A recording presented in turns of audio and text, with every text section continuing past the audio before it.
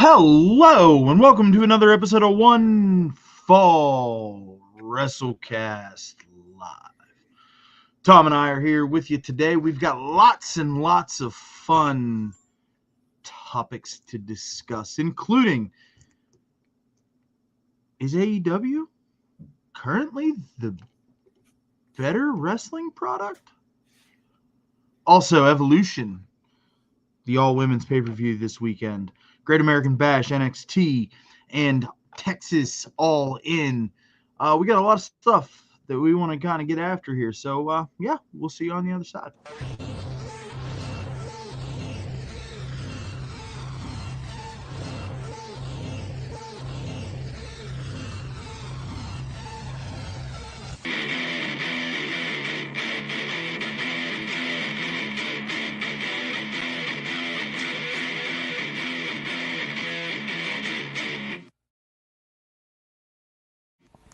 Welcome to the One Fall WrestleCast.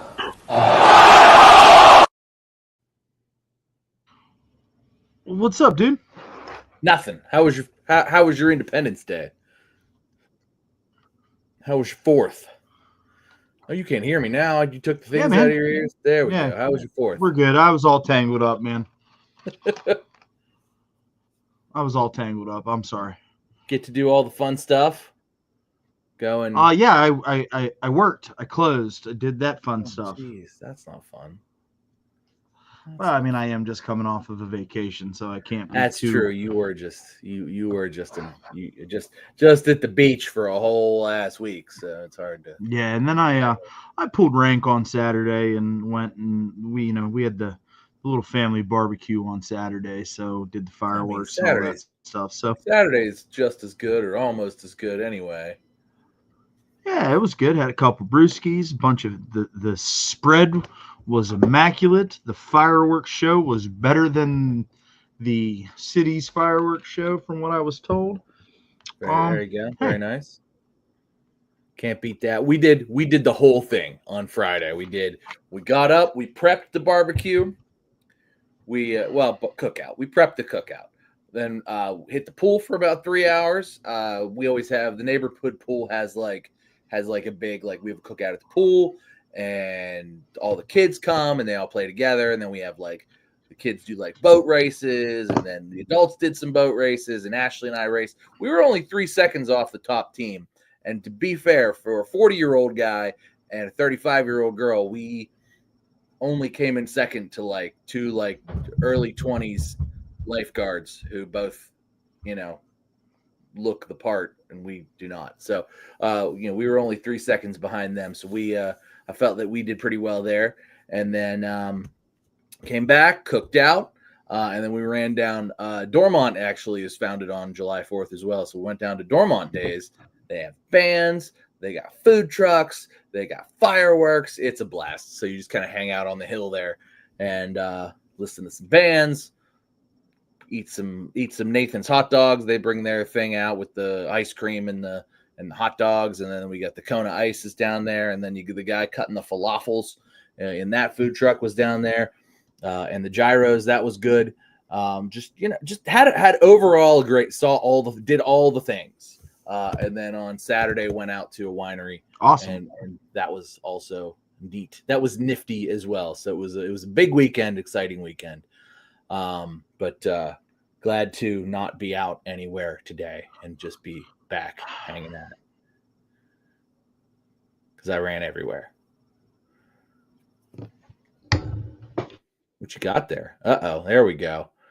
Speaking of which, we got some Evolution coming up, and in the ring right now we got Becky Lynch chatting at both Lyra Valkyria and Bayley, who had a banger of a match last week. That I watched after we were done recording. Becky really is going to get Lyra over. It really is about to happen. And I'm pretty sure it's happening right now. Although they've got Lyra in some platforms so that she doesn't look quite as short next to Bayley and Becky all at the same time.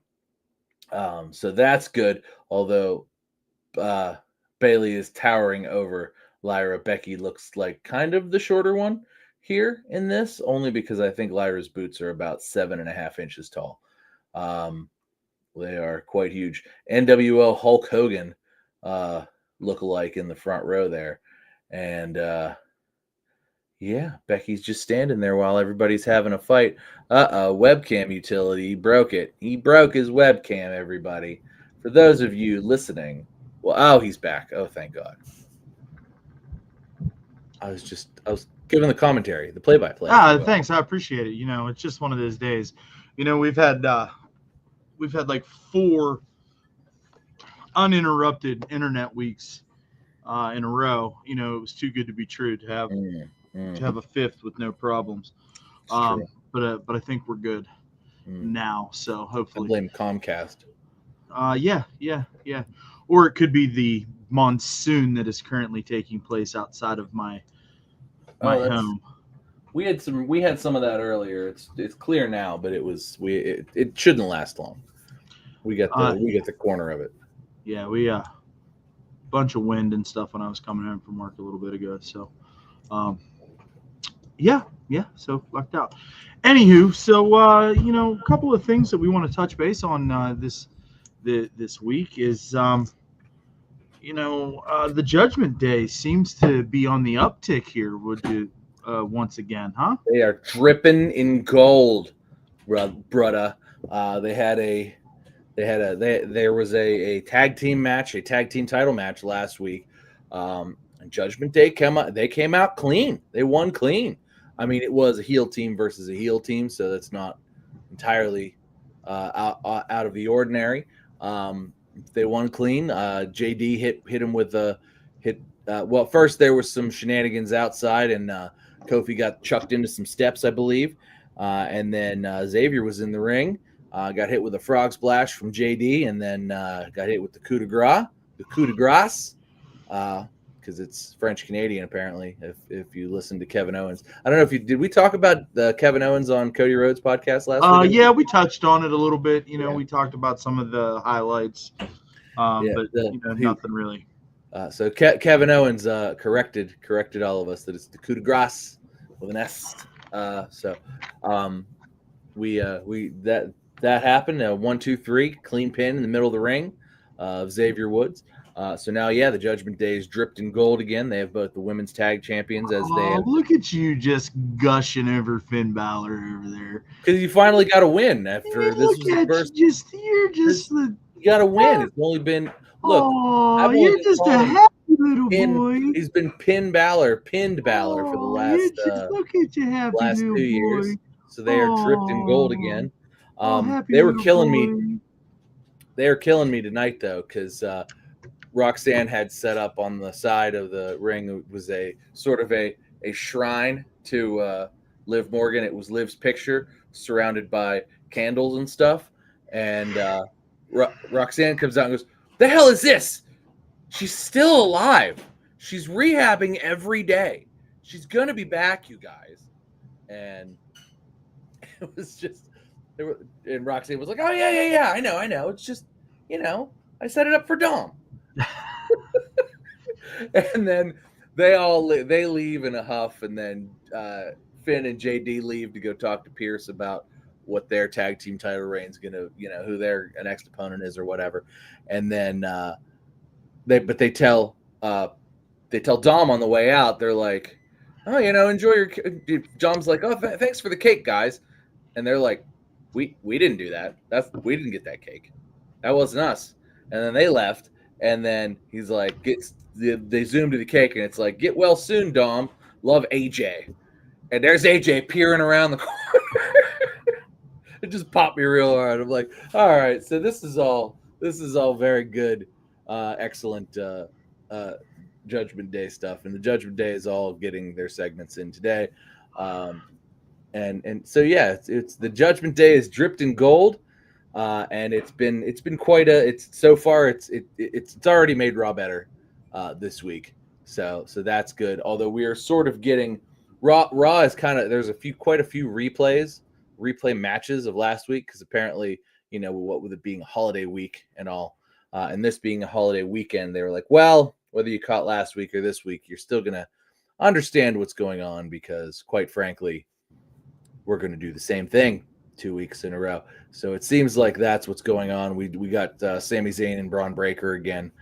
They're basically replaying what happened last week. So Yeah. if you watched last week, a lot of the same things are happening this week. And even before that, Karrion Kross even hit Sami Zayn in the ribs with the pipe prior to that match, similarly to what happened last week. So, yeah. Cool. Well, I will be watching Monday Night Raw as soon as we come out of here this evening. But in the meantime, looking forward to that. Also, so moving on. Hey man, did you happen to get a chance to pick up the stream of Ozzy Osbourne's last concert back to the beginning, Black Sabbath? You were going to ask me because yes, I did. Man, I've watched it from beginning to end. I was teary-eyed through a lot of it, but I loved it. I think that if anybody has won coming out of Back to the Beginning, it has definitely been Youngblood. Yes, that was so he was a surprise, first of all, because I've been looking forward to this for a while. We did not know he was coming. I'm like Youngblood's kind of cool, but like he's very new still, sort of, but like you could tell he's like a very like rock singer, but he does pop stuff too, and it's like very kind of all over the place, right? And he came out and he's like, thank you, God bless Black Sabbath, God bless Ozzy Osbourne, and then he just went right into Changes. Quite frankly, one of the best versions of Black Sabbath. I'm honestly, like, you're talking about it, and like I've seen it and I've watched it. It's been all over the internet. Whether it be TikTok or the Reels or whatever, it's everywhere. Mm-hmm. And every single time that I watch it, I get chills. And you're talking about it, and I'm getting chills. Like, he killed it, man. And I like that song an awful lot. I do too. And for him to come out and just knock that absolutely out of the park. Oh, my God. Sabbath Bloody Sabbath was the first Black Sabbath record I bought. I bought it because if you'll remember, back in the late 90s, a little band that I know we both also enjoy called Metallica did a whole album of covers. And within that album of covers, they did what did they do? So they did Sabracadabra, and in the middle of it, what the hell's in the middle of Sabracadabra? Anyway, there's two Sabbath covers on there. Sabracadabra being the main cover, and then within it is whatever the Symptom of the Universe, something else on Sabbath Bloody Sabbath. And I'm like, oh shit, I need to buy that. So I bought Sabbath Bloody Sabbath. Realized, oh my God, this is also incredible from front to back.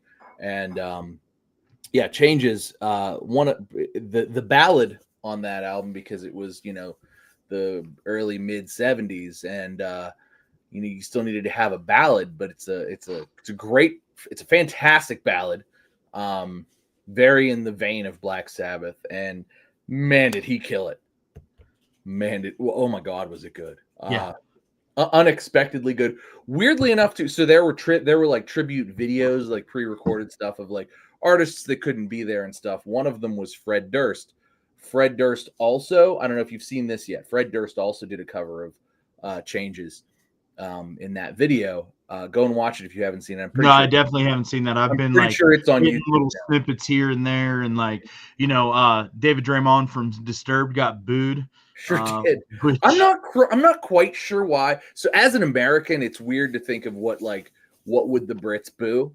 Because I don't think David Draymond would get booed in America, but in Great Britain, I assume he gets booed for not being a big fan of war or being on the side of Israel. I think is something to that effect. Yeah, he issued a statement. I haven't read it yet, but I did see it. Which sucks because David Draymond, like, and Disturbed, they have always paid tribute to Ozzy and Black Sabbath, and they played Ozfest for God. Yes, I mean Ozfest ran for 10 years. They must have been on it for 5 of those 10. I mean, I'd say it was probably more like 7 of those 10. Yeah, that would be. I definitely saw them at least 3 times at Ozfest. Yeah, and I wholly agree. It was a lot of there was a lot of Disturbed on on Ozfest, so they would have definitely been close with Sharon and with Ozzy, and to come back that many times over and over and over and over again would have certainly been. You don't get to just keep showing up and playing main stage sets if Sharon and Ozzy don't like you. Yes, So yes. he was clearly a friend to them, a fan of them. He does still talk like a vampire. Yes, yes, he does. Yes, he does. Oh my goodness. You're gracious. from Chicago, bro. Yeah. You don't have to come out and speak as though you are the count and you've got a cape on your back. But he did get booed, although I thought now I will sing a song. Ha ha ha. That's exactly what it's like. It's exactly. It's like you try to like embellish it, like pick on it. You're like, no, that's exactly what it sounds like. It's exactly that. One, ha ha ha. It's exactly. Two. He's the count. Ah ah ah. He doesn't count. I assure you, he does.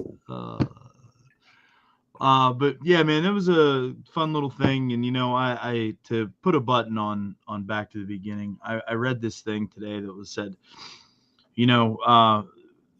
Last night was the coronation of the Prince of Darkness into the King of all rock and roll. Sure. And, it said, did Ozzy have his body failing, but his spirit's still high? Did he have the same charisma that we've come to know and love? No. Did he get up and entertain the masses in ways that he had always done? No. But I'll be damned if the spirit of rock and roll wasn't with Ozzy Osbourne last night. And, I'll tell you what, I watched him. I watched him up the whole time because yeah. I watched it like the show, like when it was on, like the stream, and I was choked up like the whole time Ozzy was on stage. Was like I had a frog in my throat the whole time. Like it was hard to.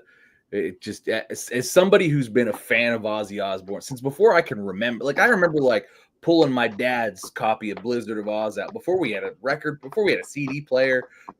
I remember like, what is this? And like just seeing the cover of it, and then hearing like Randy Rhoads' solo on Mr. Crowley, and just being like, oh my God, what is even going on here? And then moving on through the albums and stuff, and just being like, this is the greatest thing ever. And then you see him, and then you see him again, and you see him again. And not only Ozzy, like, the musician, the person who, just puts out, is a rock star, does rock star things. Then like, you get to, like I was saying, like the Ozfest stuff. Nobody does that. Ozzy, how many careers did Ozzy make? Because every year he's like, hey, Friday and Saturday, we're going to be in a different town every day. I'm going to bring 30 bands on the road with me. We're going to have 3 stages. It's going to be all day on Friday and or Saturday. And then, so we're going to hit Pittsburgh one day. We're going to hit Columbus the other. They were here every time. Yep. And you got to see, I think any big band in heavy metal that existed at that time was on Ozfest. If they were not on, like that was where you got. I got introduced to bands like Mammoth and Trivium and, Avenged Sevenfold, like early in their journey through Ozfest, and bands what like Shadows Fall and like just bands that like to this day, Lamb of God.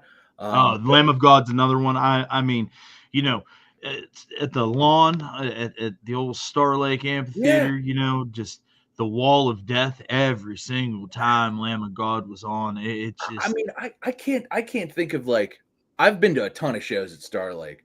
I can't think of another time other than Ozfest or Mayhem Fest when pits would break out in the, like, on the lawn. And that's really, I feel like, when I was like, oh, MetalCon, like, we're all friends here. These are my friends. This is where I belong.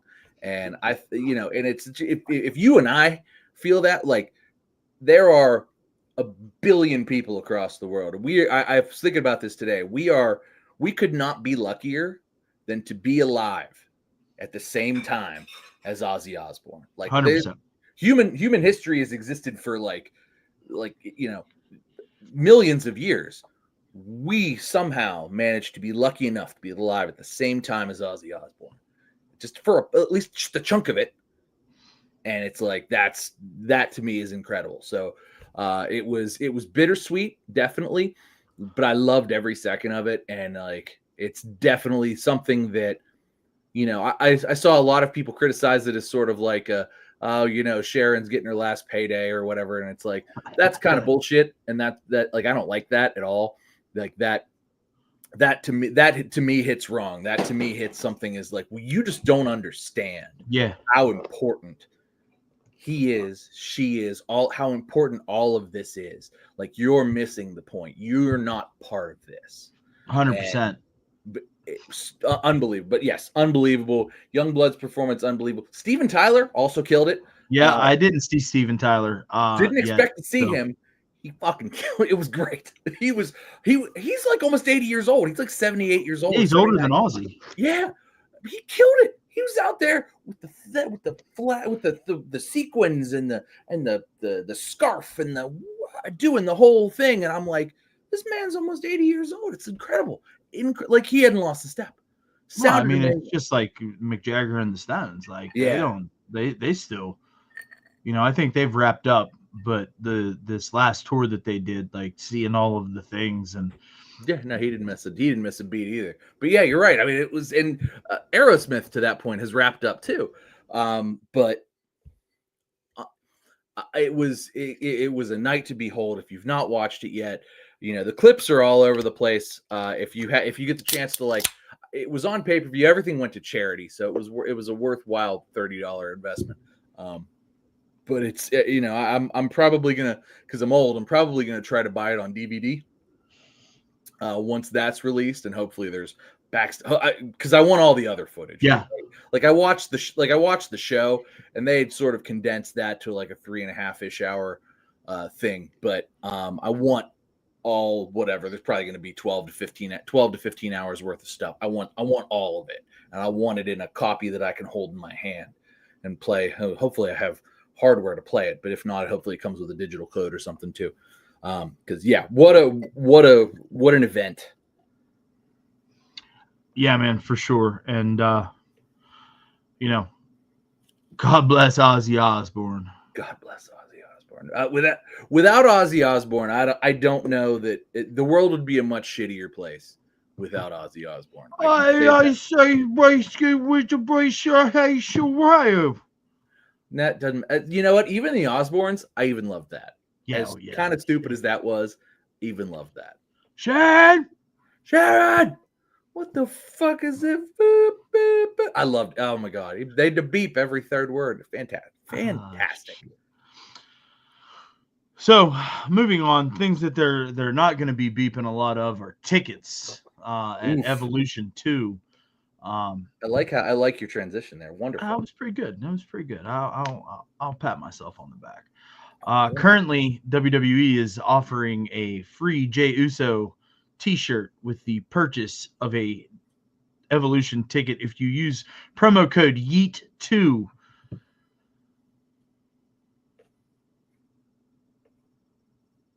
So ticket sales are not strong for the second ever all women's pay-per-view for WWE history.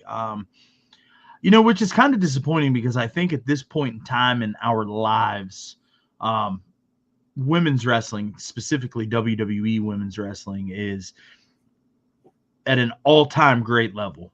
Yes. And there's so many great, talented women in the WWE women's division that I'm actually really excited for this show.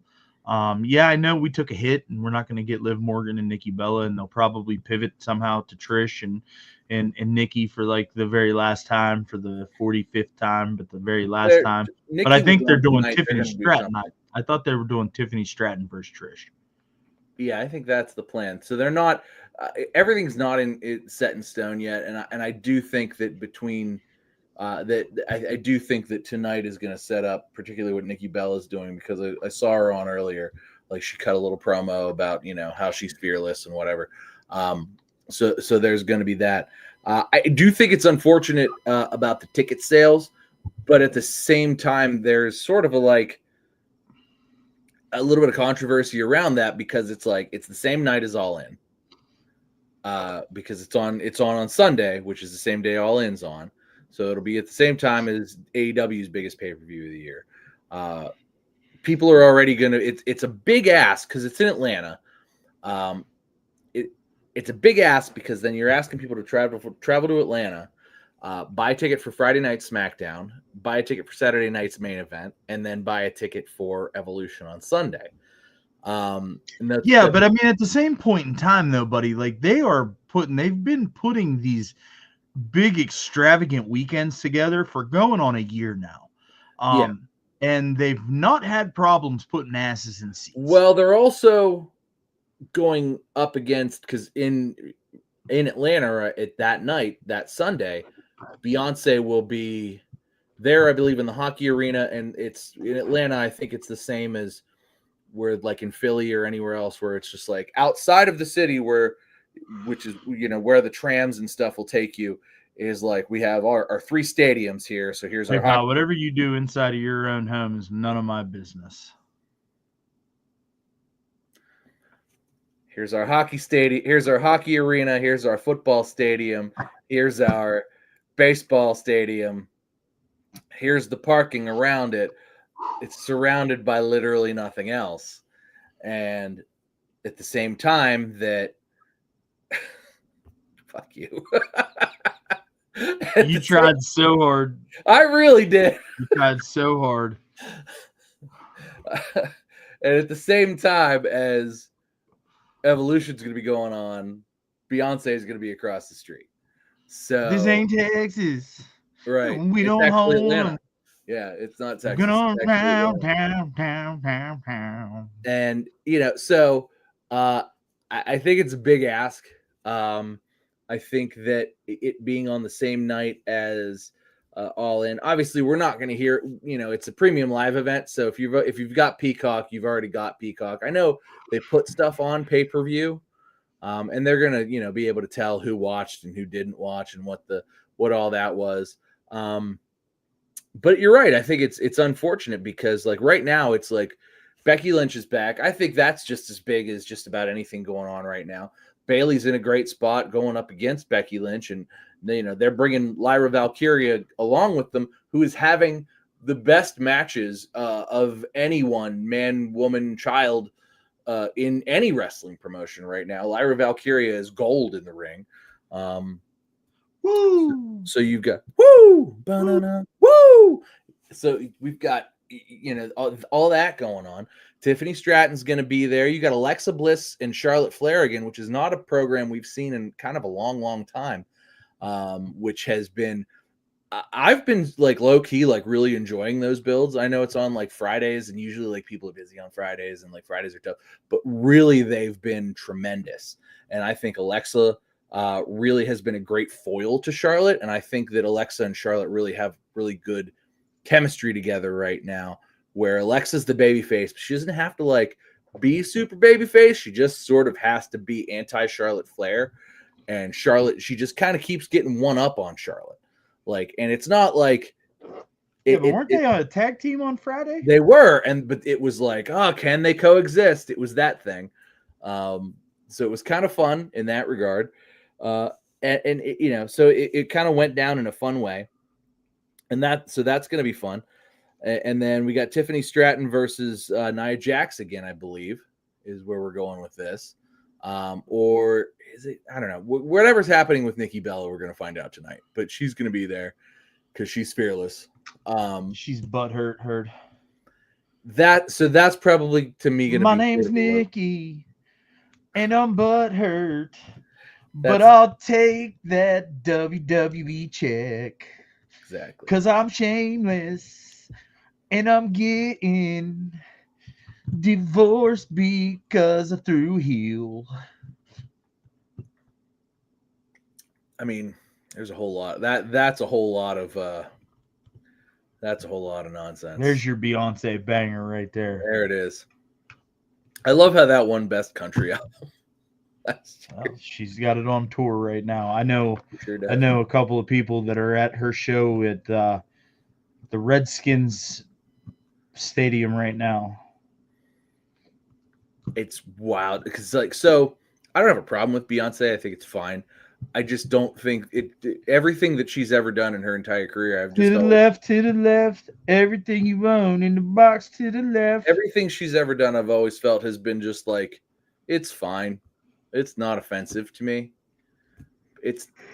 I can't say like everybody, like there are even every pop artist, I would say eventually to me has like a banger that I'm like, ooh, all right. Beyonce has never hit that mark for me. And I love a good hook. I'm here to be a mark for you.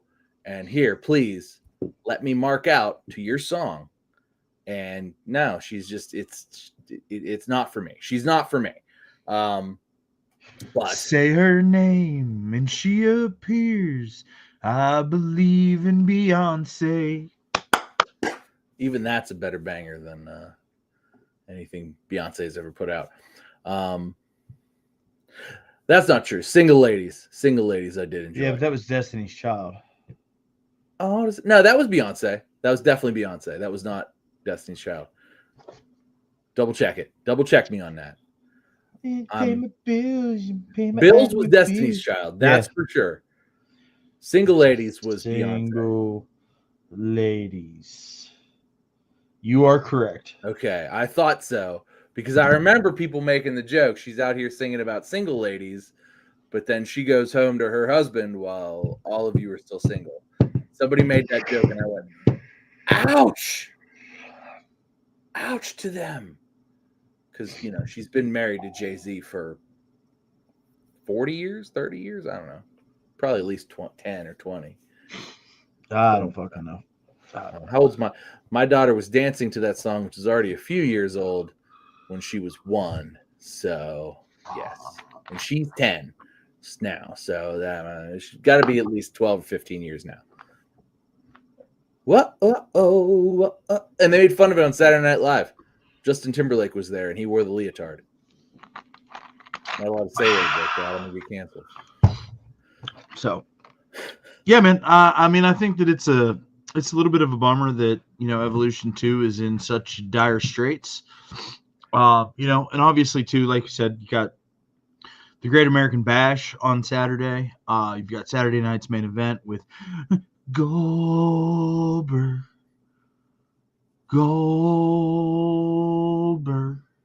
and his what we would believe to be Back to the Beginning, his swan song. They actually confirmed that today. That is his retirement match. Yeah, unless he wins, because his son Gage said he's going to win and he's going to have a just remarkable world title reign. And if he beats Gunther, I'm going to fucking riot.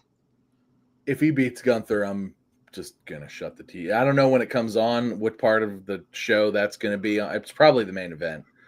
I can't imagine it not being. I'm just going to shut the TV off and stop watching wrestling for that weekend. I'll just be done. Well, you're not going to watch All In on Sunday? Honestly, I'm thinking about it. It's the problem with All In, particularly the main match card of All In, is All In starts at 6 p.m. and is not like the main card starts at 6 p.m. and it is not over until after midnight.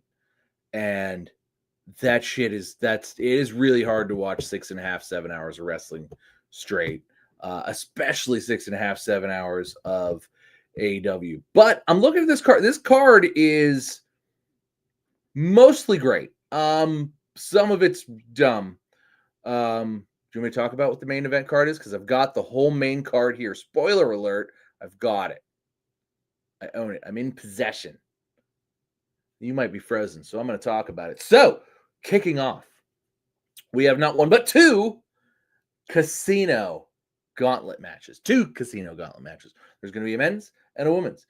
In the men's, MJF will be there to defend his dynamite diamond ring in the casino gauntlet match. But so will Mystico, who is actually the shitty Sin Cara, and Mark Briscoe. He'll also be there. Man, they have really relegated MJF to like a mid-card guy again.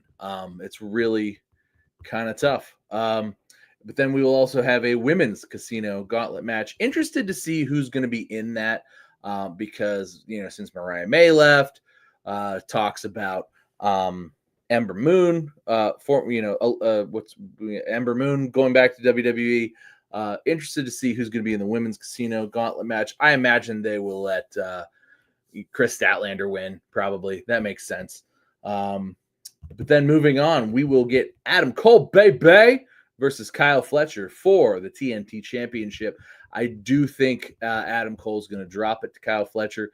They seem to be very high on Kyle Fletcher, and Adam Cole seems to be almost a part-timer sometimes, while Kyle Fletcher does seem to be a week in, week out kind of guy since shaving his head. And good for him. I think Kyle Fletcher is really coming into his own as of late. Moving on, we are going to see the AEW World Tag Team Championship three-way champions. The Hurt Business, Mr. Shelton Benjamin and Mr. Bobby Lashley, will be taking on the patriarchy of Christian Cage and what's his face? The one kid. And then also with Jet Speed. So we got Speedball Bailey and whatever what's his face? That'll be okay. I kind of almost expect to see the Hurt Syndicate retain, although I wouldn't hate to see Christian Cage and the patriarchy win. But I do expect to see the Hurt Business retain because they have been more or less one of the most interesting and best things to watch week in, week out on AEW television. So they are my guys as of right now. So I think that would be good to watch to watch them retain, because I think that'll be a good match too. I think Speedball Bailey's been doing a good job. He's been a great signing, in all honesty.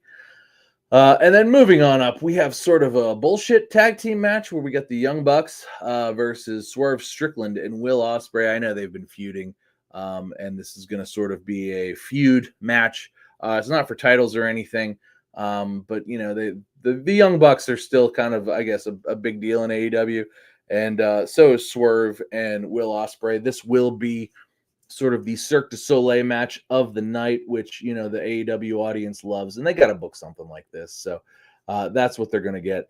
And then we've got finally the AEW Unified Championship, Okada versus Kenny Omega, which is a match that we've seen a gazillion times in New Japan Wrestling. In the Thunder Roll. In the Thunder Roll. Bum, bum, bum. So I'm just kind of rolling through In the the all-in Thunder card. Roll. I'm just kind of rolling through the all-in card. Okay, have at it. I am. I'm at right now at what's going to be the AEW Unified Championship match between Stupid Okada and Omega, which we've seen a gazillion times in New Japan Wrestling, New Japan. But we're going to now get in an AEW for the first time ever in AEW to unify a title. I already went through what was, and I'm interested in your commentary on this. What will be the Cirque du Soleil match of the evening, which the Young Bucks versus Swerve Strickland and Will Ospreay. I think it being sort of I mean, there's been a little bit of build, which has been nice, but it being sort of not for a title and really not particularly important to anybody. I think it's just going to be a bunch of flippy pre-recorded spots that's basically going to kind of kill the rest of the card, depending on where it comes in. This is in no particular order, but they're probably going to put that pretty early up in the night, I would think, and it's probably going to kill a few matches after that because it's going to have spots in it that are going to be, you know, more Cirque du Soleil than a lot of these other ones. So there will be that. We do finally get Toni Storm versus Mercedes Moné, which I'm going to be real disappointed when they let Mercedes Moné pin Toni Storm. Well, it's going to happen. I know it is. Because that's not going to work for her, brother. There's no way that she's not going to pin Toni. Like, there's no way, right, that Mercedes Moné loses the match. So that's what's going to happen. And I'm going to be disappointed by that because Toni Storm, quite frankly, has been the best thing on AEW television for 3 years now. I'd have to go back and look, but I think it's at least 2. She's been fantastic. She made Mariah May who she is. El Grande Americano's back. Maybe it wasn't Chad Gable after all. See, I've been trying to tell you that it wasn't Chad Gable, and you were just all about the internet conspiracy that it was Chad Gable. And I've been trying to tell you that it wasn't Chad Gable. Chad Gable cannot do the things that Grande Americano has been able to do and pull off inside of the ring. So I've been trying to tell you. So El you, Grande sir, Americano's owe got a me way better. an apology. I'm sorry, sir. You're right. El Grande Americano does also have a much better win record than Chad Gable. I've found out. Anyway, moving on with All In. El Grande Americano es numero uno. Es numero uno from the Gulf of America. Anyway, and then we get hey, the that's main event. funny, right? Like you get the irony in that, right? Yes, of course. Like it's hilarious. That makes you giggle, right? Yes, it's hilarious. Oh. It's literally the funniest thing he could be from. They need to bring back the AI vignettes. They do. Those are so good. So good. Those are so good. So very good. It's some of the best heel work since like 1 year ago, Dominic Mysterio, and that's how good WWE has been. Is that this is the best heel work since Dominic Mysterio last year. But it's great. It's fantastic. Anyway, so the main event, I'm sure of it, of All In Texas, is going to be the Texas Death Match for the AEW World Title. Jon Moxley versus Hangman Adam Page, which Mox loves to fucking bleed. This is like, yeah, I mean, he blades on a back body drop. He has had an erection for this match since it became a possibility. I am certain. Hangman Adam Page, no stranger to Texas death matches.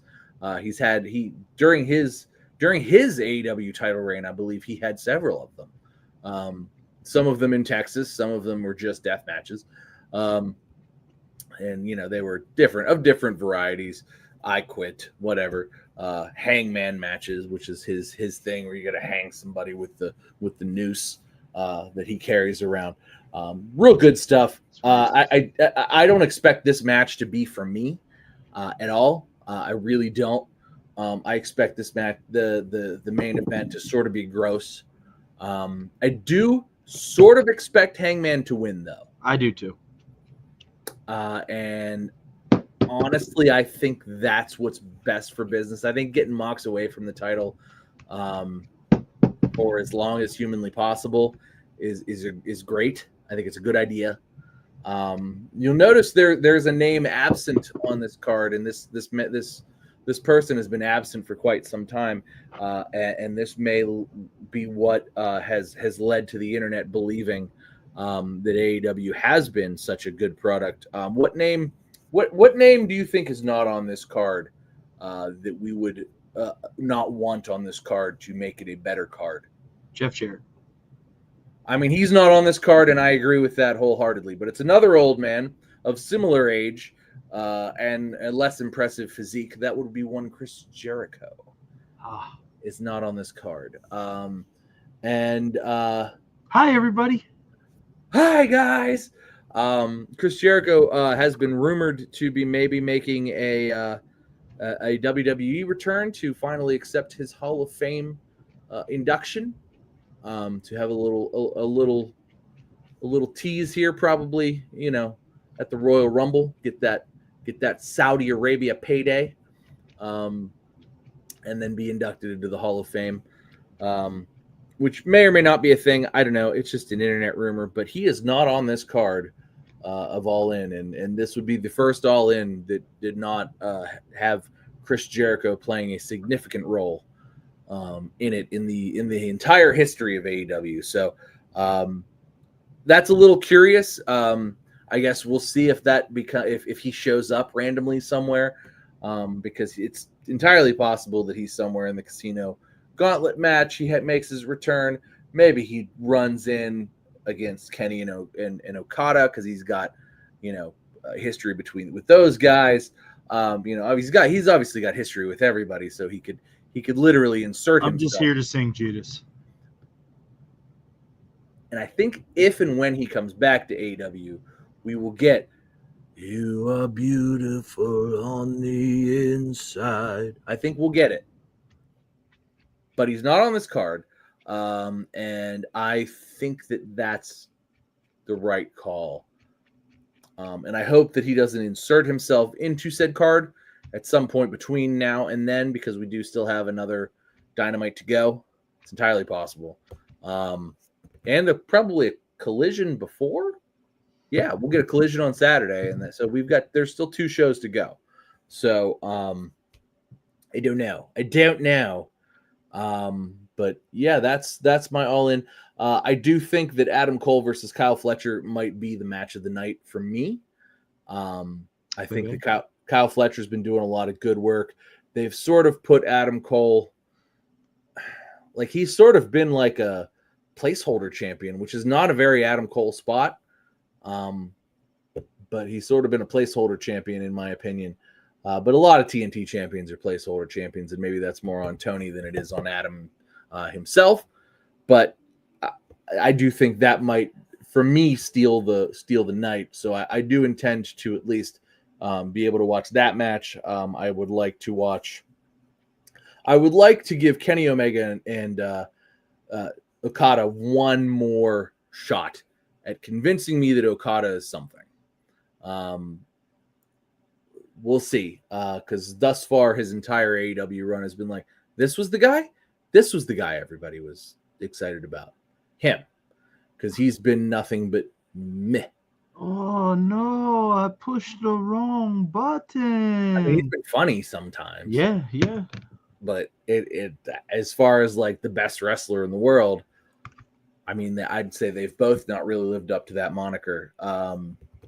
At least not in AEW. So with any luck, we'll get some tremendous allegedly they have tremendous chemistry. So let's see what happens, and if so, let's fucking go.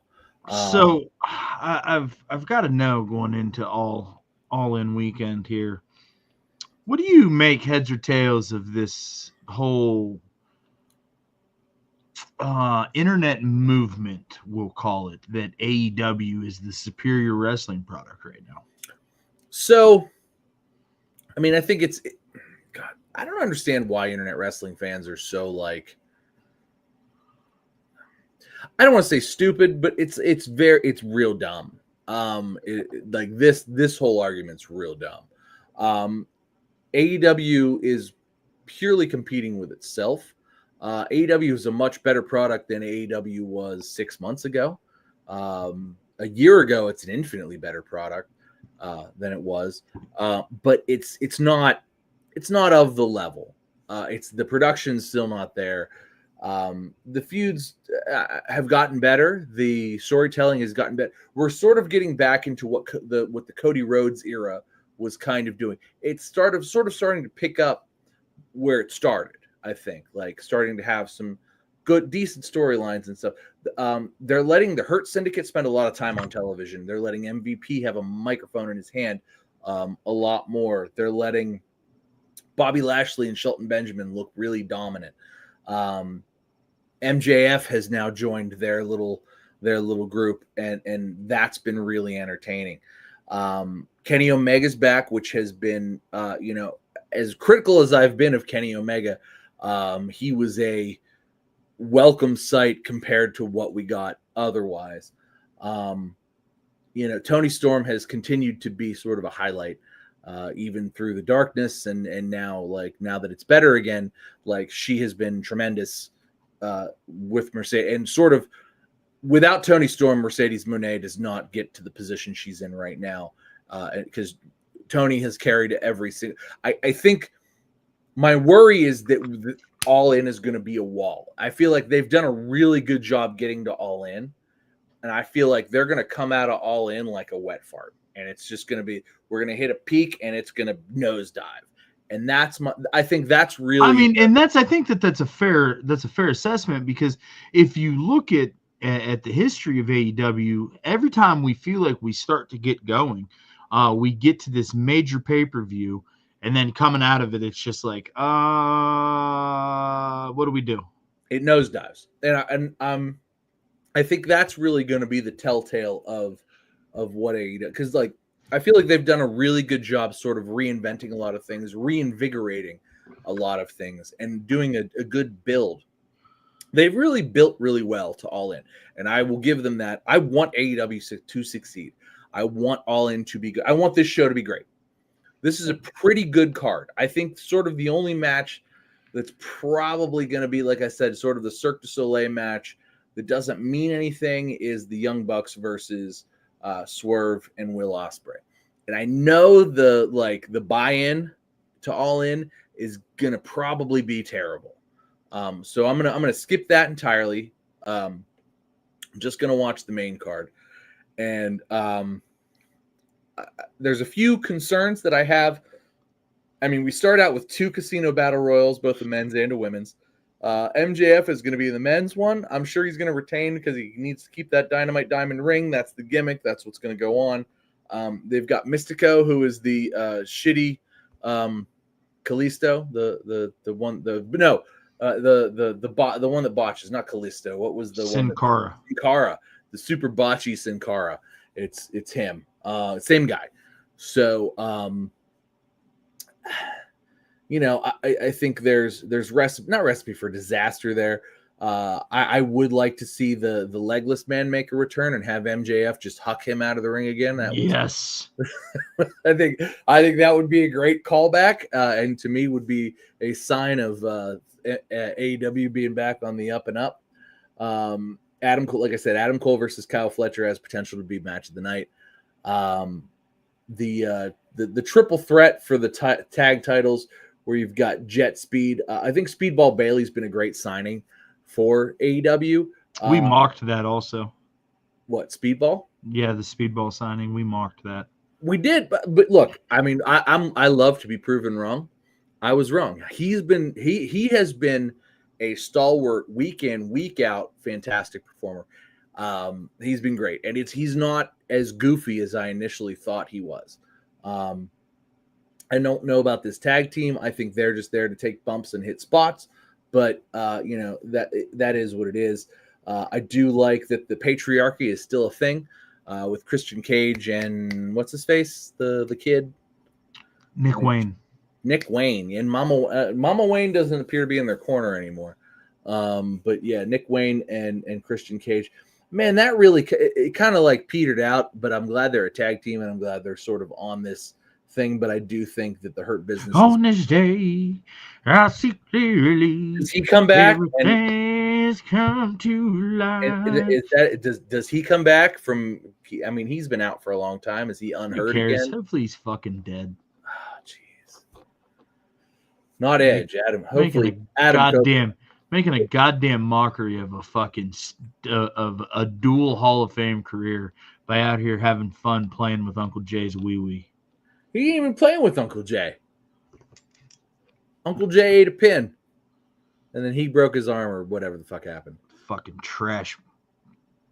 That's what it is. It's not great. But no, like I said, I think that they've done a good job building as far as the internet's like, oh, AEW is the better product. They've done a great job building to All In, and now All In is their WrestleMania. It's their big deal pay-per-view. And I think they've done a better job this year than they have in previous years. And I think that All In has the potential to be a really good show from top to bottom. My concern is coming out of All In and it just fallen off a cliff again, because I feel like, God, it's been like 3 years in a row that like they've come out of All In, and it's just like the next Wednesday is like, well, here's the worst show. Here's the worst wrestling show of the year. And then they got to build back up from like this like mud puddle of an asshole show where it's like tick, tick, tick, tick, tick. And then but then it has like more steady drops. So it's like they managed to get up here. Did they go boom and then just go and it just, and peter along until they decide to build to the next big thing, but like have little builds and drop offs month after month after month. So with any luck, they'll maintain some momentum, because I think that's what they really need to show that they can do. So see, I spun it from a like, oh, it's the better product, and I didn't compare them and get all tribalistic with it.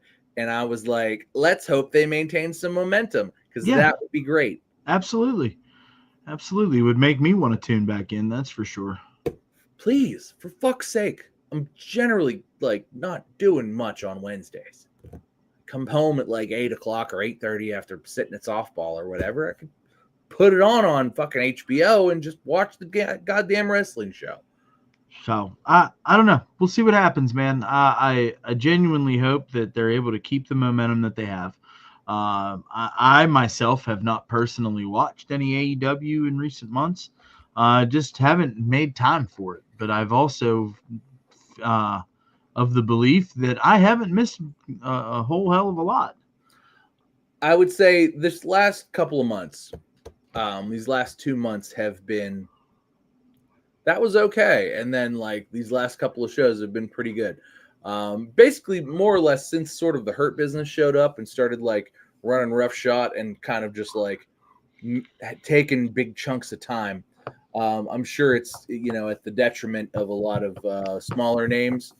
Your AR Foxes, your Dante Martins, to the detriment of a lot of them and a lot of their time. But it's been overall a better show.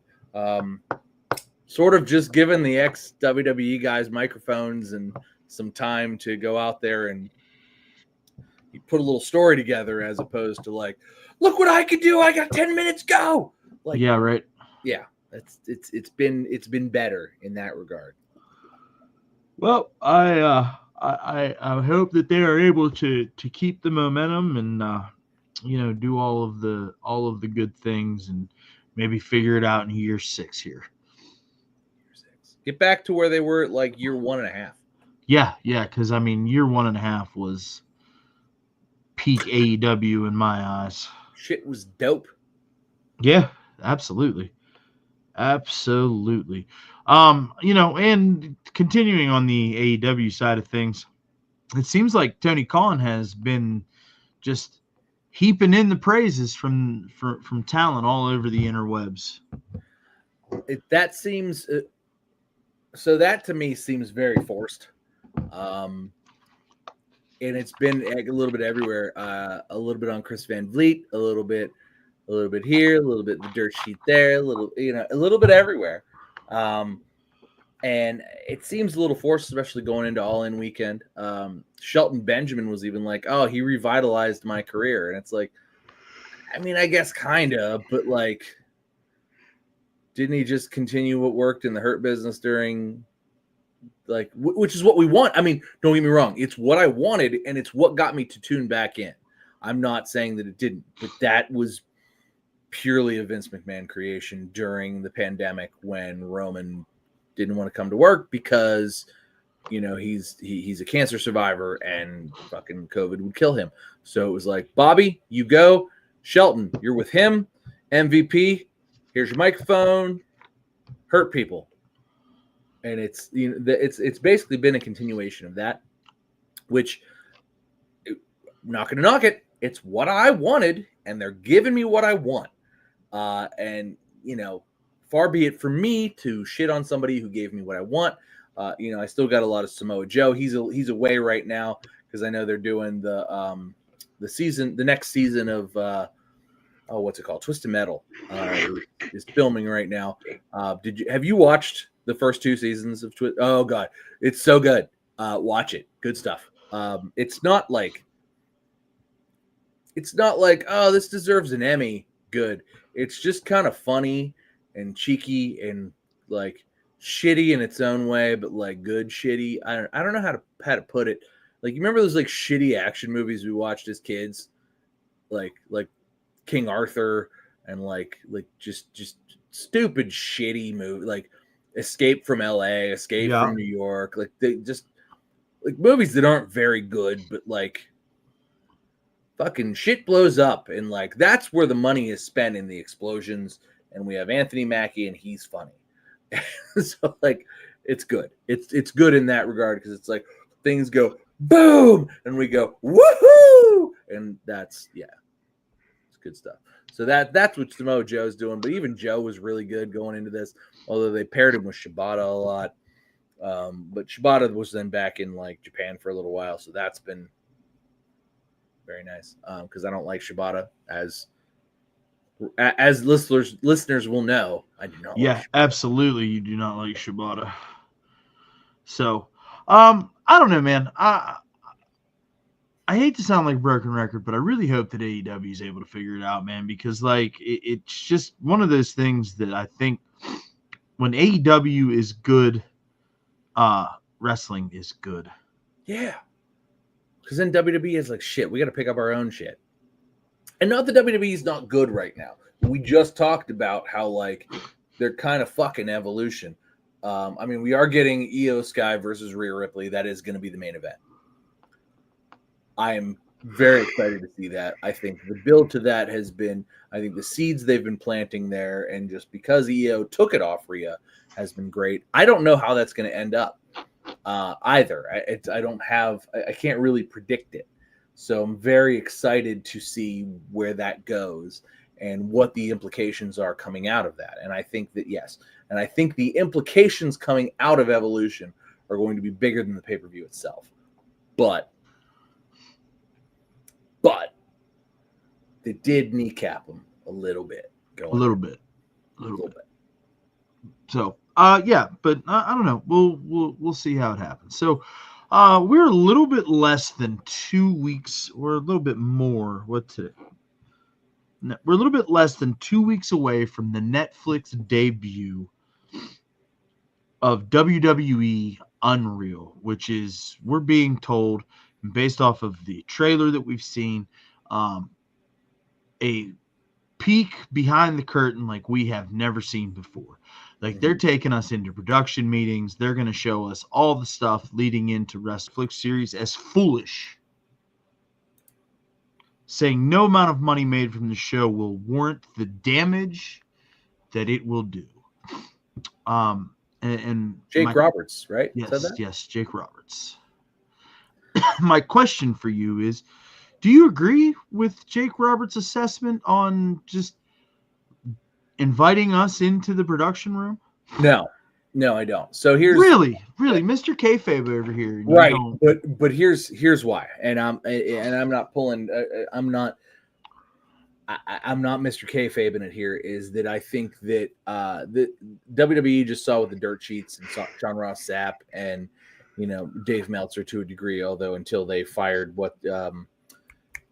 Dijakovic and kind of cut off his pipeline into WWE so that they can then lie to Dave Meltzer so that he could just report complete falsehoods and ruin his own credibility. I think that what they're doing is they're controlling the narrative. They see how much money is being made from the YouTubers, the dirt sheets, your What Culture Wrestlings, your stuff like that. None of these guys can use the footage. They can't use anything. They can't use wrestler interviews. They have footage of all this stuff. It exists. So I think what WWE is trying to do here is more or less control the narrative. I think that they're trying to take what Dave Meltzer and Sean Ross Sapp and everybody do and make a lot of money at, and just sort of like take it upon themselves and monetize it themselves, create a show themselves. And in doing that, like, the only people that are really going to watch this are guys like you and I. The casual wrestling fan is not going to be like, I want to watch the behind the scenes shit about all of this. And they've done this a little bit for like WrestleMania 10, the Vince McMahon documentary. A lot of that stuff, it's already happened. But if you think about it, WWE does always kind of control the narrative on that. And there is always this element of kayfabe sort of lending itself to it. And I think we're so far sort of out of the like deep kayfabe era. Like, nobody out there is pretending to be an Undertaker, right? Mankind is not giving promos from the boiler room where he allegedly lives. Which, how could he live in the boiler room of every arena? Right. So we're not quite in the same level of that. And I think that what they're going to do to a lot of this is, one, we're going to be revisiting things that happened a year plus ago. So, we're going to see like, at some point we're going to see, Tiffany Stratton and Charlotte Flair really clashed backstage and didn't like each other. So it's going to sort of be the backstory behind the feud that you saw in the ring, and it's going to sort of like focus on why that felt real, because one, they didn't get along, kind of a thing. You know what I mean? So it's going to sort of like enhance the story they've already told us in ways where they're going to kind of give us that behind the music to it, but it's going to be edited to a version that WWE is happy with, and then that's what they're going to put out. And like I said, we've already seen big chunks of how this is going to work with the Vince McMahon documentary that's already been on Netflix. Behind the Ring has already happened a lot. Fucking Chris Jericho narrated it while he still worked for WWE. There's a lot of things that already exist behind this, and I just think this is sort of, if anything, this is less destroying kayfabe and more controlling the outside narrative. You know what I mean? And that's until we see it, I don't know. And maybe Jake Roberts is going to be right. Maybe it is going to be way, way, way too much. But I don't know that I've seen anything that convinces me that it would be way too much, because we already do those backstage press conferences, and those sure just seem to be done in kayfabe anyway too, right? It's like they feel realer, because like sometimes Cody Rhodes and Jey Uso show up drunk, but like that just adds that, like, we sprinkle the salt of realism over what's already purely kayfabe. And to sort of be able to blend that, I think, is sort of what Triple H's strength has been. So I expect this to be a continuation of that. I could be wrong, and it could totally blow the lid off of everything, and we could be like, oh, no. Or we could be like, this is exactly what I thought it's going to be, but that's cool, and I'm a mark, and I'm going to watch it because I'm a fan, and this is for me. And they're pandering to me. Please pander to me. Thank you. Yeah.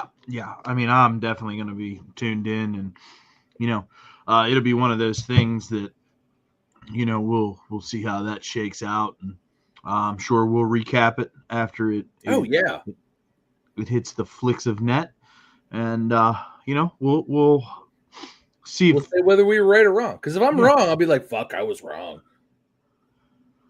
But I mean, I do know that you and I have kind of spun the narrative, our own narrative, that they're going to utilize this as a way to create some tension between The Rock and Triple H, and maybe they'll continue to just work the fans that these two don't like each other, which it continues to come out that they don't. So we'll see what happens. I think could probably be the next great, like, not necessarily like Vince McMahon and Stone Cold kind of thing, but like if it's sort of like The Rock flexing his corporate like thing while like Triple H is like sort of flexing the like, look, man, I'm the man of the people. I book this shit. I'm the booker. You're in control of the money people, but I control the people. And like that kind of like playoff dynamic is like, that's interesting, and that's an interesting dynamic. And I think that that's something that The Rock can do in a very part-time kind of thing, but like to still sort of like kind of evolve the final boss character. And this, like you said, this could be a sort of catalyst of that, but also sort of give the breathing room, so to speak, to kind of let them do that and play off that. And it's like you watch the Netflix documentary, and then the next time they put together a WrestleMania, you get a little snippet of what was in the next Netflix documentary of like, wow, these two really don't like each other. And it just adds that much more intrigue to what's going on. And like we're finally back in this like segment where we were like when you and I were in middle school, we're like, wrestling's fucking cool again. Yeah. Like I tell people like, oh, I'm a wrestling fan. I'm like, oh my God, did you see? And I'm like, of course I saw. I'm a fan. But like, you know what I mean? Like it's very much like it's cool again. So I think they're just trying to hold on to that and maintain that, because like, we've been fans when wrestling wasn't cool. And so now that it's like kind of back in the mainstream of things, I think that's where they'd like to stay. And I think this is just part of that.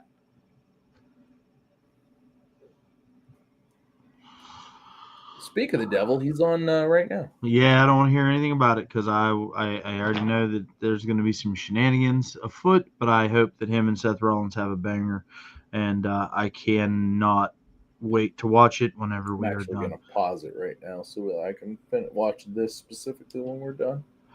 So, we've really just got one more thing that we wanted to talk about, and that is WWE goes Hollywood here, quite literally. With it being reported that both Roman Reigns and Cody Rhodes are going to be in the new Street Fighter reboot. Well, Cody's also going to have a very small part in the new Naked Gun. So Liam Neeson is I think the gimmick of this whole Naked Gun is Liam Neeson is going to be like dressed up as other guys, and like he's going to pull masks off, and like he's going to be Liam Neeson. One of the masks he's going to pull off is a heavily both wigged and make-upped Cody Rhodes, but it's definitely Cody Rhodes because it showed it 3 times tonight on Raw already, and it's very much Cody Rhodes. So Cody Rhodes is also going to be in Naked Gun, but yeah, Street Fighter, fucking let's go! Like, yeah, I'm here for it, man. The original Street Fighter with Raul Julia and Jean-Claude Van Damme. Incredible. I loved it. So I've been a Street Fighter like fighting game fan since I was, I don't know, when Street Fighter 2 came out. How 94 something like that. For sure. Little kids. Played it in the arcade. Played it on my Super Nintendo. Played it on my Sega. Street Fighter is part of my childhood. I own Street Fighter 6. It's here. Where are we at? Street Fighter. Not a poser. Here it is. Boom Shacky Lackey. Boom Shacky Lackey. I bet you if I looked hard enough over here, I could find Street Fighter 2. I'm looking at the. You know what? As a matter of fact, you talk about Street Fighter. I'm gonna. All right. So Street Fighter, the most legendary. Go ahead. Get your shit. One of the most legendary. Actually, it is the most legendary Japanese fighting game. So fighting games fall into 2 categories. That you are either a Japanese arcade fighter or you're Mortal Kombat. Mortal Kombat is America's answer to Japanese fighting games. There's other fighting games. We actually King of Fighters, SNK, King of Fighters 15 came out last year. It's okay. Darksiders kind of all falls into that SNK ring. Same thing you get. Anyway, look, there's Japanese fighters which are very and then and you have the Japanese fighters fight, and it's very fast. It's not really combo based. It's more button mashy based, but like also block based.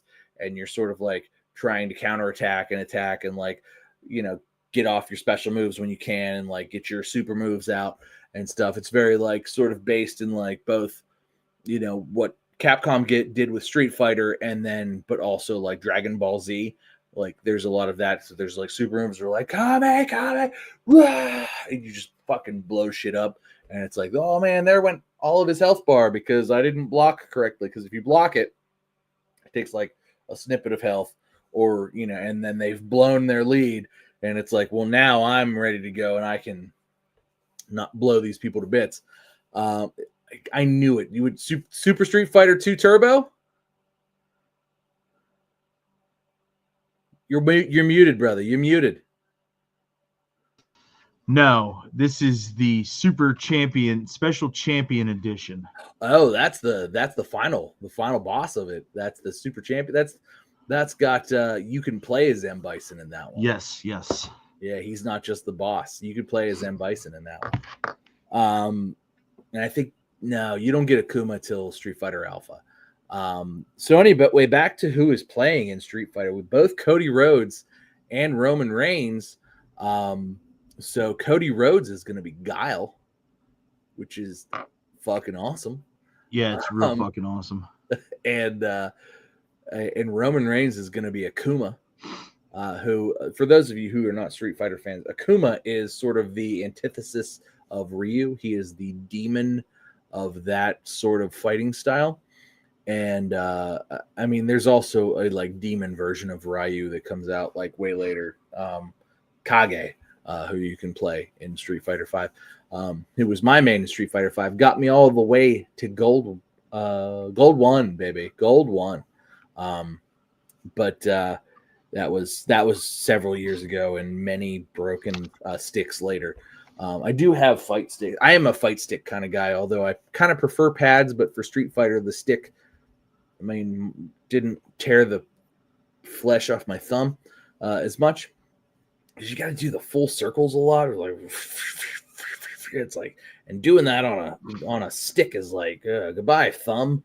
But anyway, so Cody Rhodes as Guile, Roman Reigns as Akuma is very cool to me.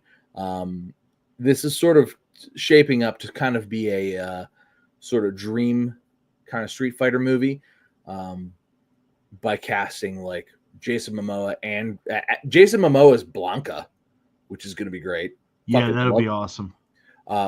Throwback to what we were talking about earlier, Jason Momoa sort of like hosted and the Back to the Beginning with Ozzy and Black Sabbath.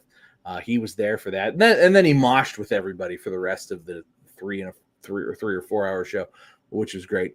But he's going to be Akuma not Akuma. He's going to be Blanca in that, and then Roman Reigns as Akuma is going to be great.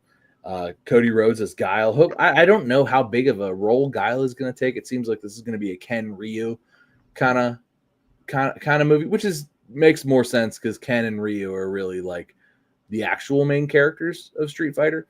So having Roman Reigns as Akuma makes a lot of sense, because Akuma is kind of like the bad guy of all of that, and Roman Reigns as the bad guy. Although I do hope that they give Roman, like, they can keep his like Samoan look, but then like give him like fire for hair. That'll be cool. I just think this is so cool. I think this is like, they're doing with this, I think, what they did with the Mortal Kombat movie a couple of years ago, and what they're going to do with Mortal Kombat 2 here coming up next year, with Carl Urban playing Johnny Cage. I think it's going to be a really big deal as far as like fighting game movies are concerned. I don't expect it to win any Oscars. Like, the Academy is going to snub this one.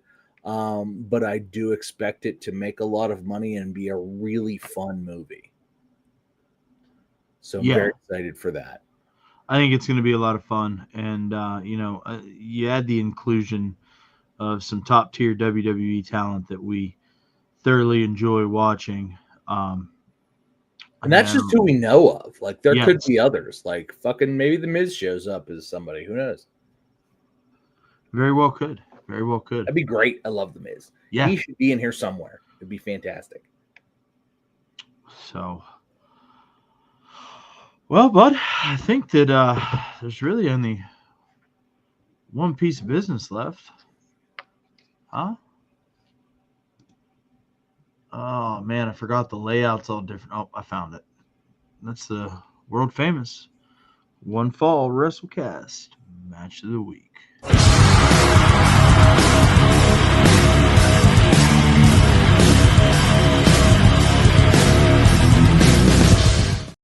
I think I pulled off the bang perfect. Yeah, you did very, very good on it. I'm gonna rewatch it. I'm gonna see what happens. I hope. Bang. Anyway, I get to go first. My match of the week was Bayley versus Lyra Valkyria from Raw last week. It was unbelievable. I think I said it earlier that Lyra has been nothing. Everything she's touched in the ring has been gold. This match was no exception. The double pin and the match ending in a draw. At the moment, I was like, and then they replayed it, and I went, oh no, I like that. And now that sort of leads into what's going to end up being a triple threat in at Evolution 2.0. And I just, that the whole match entirely, like, you could tell, like, I don't know that Bayley's had a bad match really, and like, I've sung her praises for like forever, but this match was just so, it's like, it's really nice to see Lyra in the ring when she's in the ring with somebody who's just so fucking good, like Bayley, because she's also so fucking good, and just the whole thing and the build to it with the whole back and forth since WrestleMania, really, because like she and Bayley were like, gonna go up for to become the tag team champs, and then Bayley gets taken out, and surprise, it was Becky that did it, but then they lost, and then there was the turmoil, and now everything. It's just this has been built so well, and this was just another note in that story, and it was so good, and they gave it time, and the match back and forth, and their little like sort of trade-off at the end there was just, I mean, this is something they should be, that I'm sure they're going to show as like, this is how you do this, like in the Performance Center, like this is how you want this to look. This is where you want this to go. And yeah, man, woman, child, whatever, just wrestle like these two. Fantastic match of the week. Love it. Love everything that's going on with this. This whole feud has been a top feud of the year for me. And I want nothing more than to see it continue this Saturday. And I'm very excited to see where it ends up, because I don't know where it ends up. Very well could be, Becky retaining, very well could be Bayley winning the Intercontinental title. And then, they build Bayley and Lyra till SummerSlam, and that would be great too. So I would love to see this continue. I think what they're doing at the women's Intercontinental title right now is fantastic. And I hope they keep it going, because I'm here for it. It was something that I feel like was on the back burner for a little while, and they've really just like put all the rockets on it now. And this is just part of it.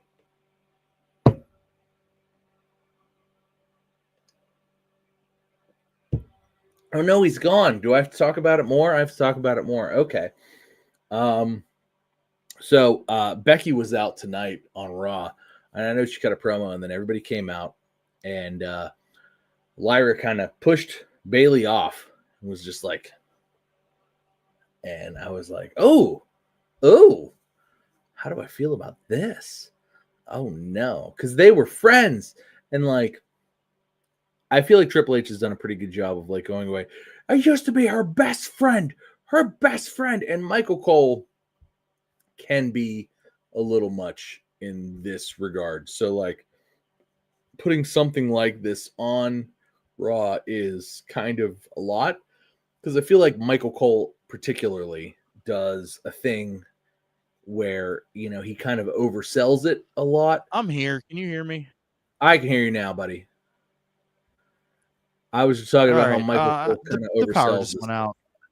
Yeah, the power just went out, and I don't think that I'm having a hard time discovering my webcam here. So my match of the week was the tag team championship match between Judgment Day, Finn Balor, JD McDonough, and the New Day. Obviously we got new tag team champions. We talked about it at the beginning of the show.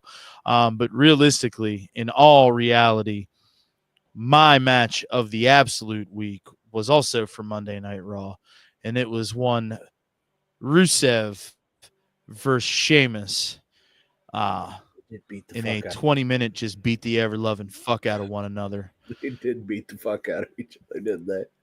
Like they were beating the fuck out of each other so much that they gave them a new camera angle. They shot that match from the apron most of the time, just so you could see how hard those shots were. And those guys had a lot of fun out there. And they're best friends in IRL. So to be out there and they were in each other's weddings. Yes, there's pictures. Yes, and they beat the absolute fuck out of one another. So that's my true match of the week. So was tremendous. Yeah, it was absolutely fantastic. So, all right, well, we're gonna go ahead and get out of here. If you're still hanging out with us, man, we appreciate you. Please hit that thumbs up button. Maybe even consider subscribing. We would greatly appreciate it. You can check us out wherever you listen to your podcasts, whether it be Apple Podcasts, Spotify, Pocket Casts, all of that good stuff. We are there. Just give us a search, One Fall WrestleCast. Go ahead and leave us a review over there. that would be awesome. And check us out over on Twitter and Instagram at @1_fall WC. That's ONE.